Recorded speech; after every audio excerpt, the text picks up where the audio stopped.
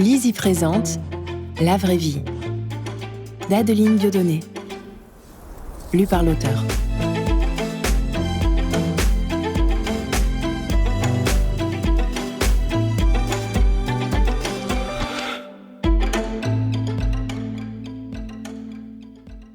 Alila et Zazie.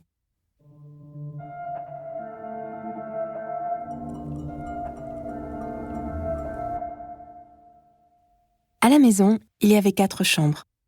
La mienne, celle de mon petit frère Gilles, celle de mes parents et celle des cadavres.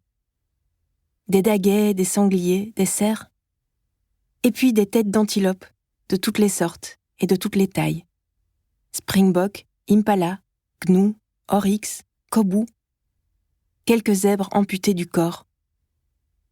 Sur une estrade, un lion entier, les crocs serrés autour du cou d'une petite gazelle. Et dans un coin, il y avait la hyène.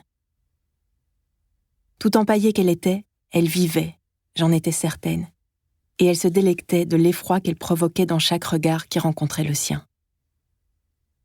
Au mur, dans des cadres, mon père posait, fier, son fusil à la main, sur des animaux morts. Il avait toujours la même pose.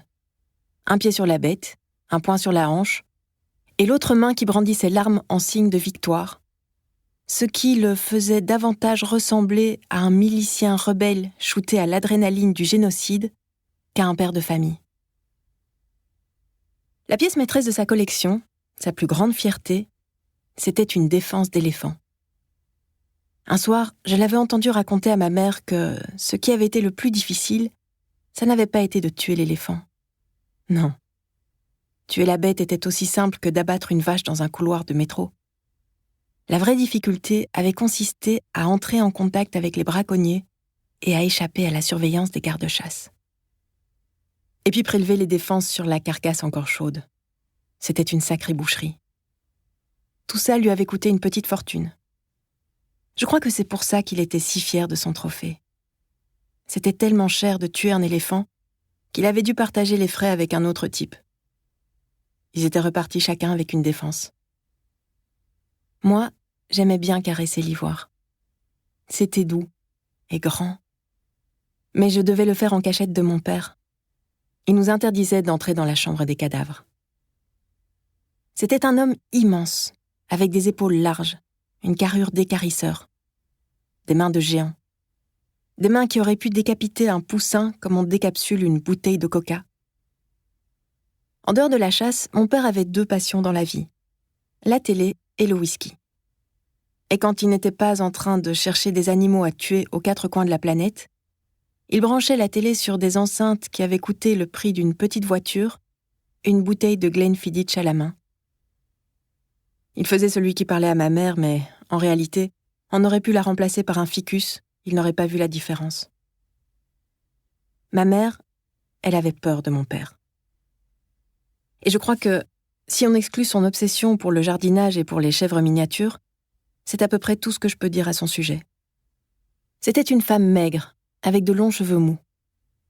Je ne sais pas si elle existait avant de le rencontrer. J'imagine que oui. Elle devait ressembler à une forme de vie primitive, unicellulaire, vaguement translucide. Une amibe. Un ectoplasme, un endoplasme, un noyau et une vacuole digestive. Et avec les années au contact de mon père, ce pas grand-chose s'était peu à peu rempli de crainte. J'ai toujours été intriguée par leurs photos de mariage. D'aussi loin que je m'en souvienne, je me revois en train de consulter l'album à la recherche de quelque chose. Quelque chose qui aurait pu justifier cette union bizarre. De l'amour, de l'admiration, de l'estime, de la joie, un sourire. Quelque chose. Je n'ai jamais trouvé. Sur les clichés, mon père avait la même attitude que sur ses photos de chasse, la fierté en moins.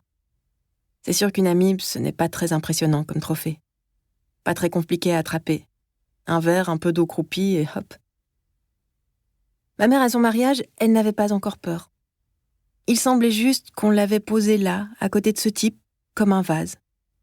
En grandissant, je me suis aussi demandé comment ces 2-là avaient conçu 2 enfants. Mon frère et moi. Et j'ai très vite arrêté de me poser la question parce que la seule image qui me venait, c'était un assaut de fin de soirée sur la table de la cuisine, puant le whisky. Quelques secousses rapides, brutales, pas très consenties, et voilà.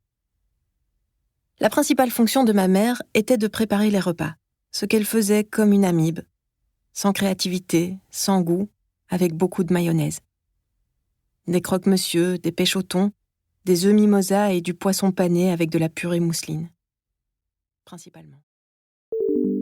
Nous espérons que vous avez apprécié cet aperçu. Pour continuer à écouter ce livre audio sur Google Play Livres, utilisez le lien dans la description de la vidéo.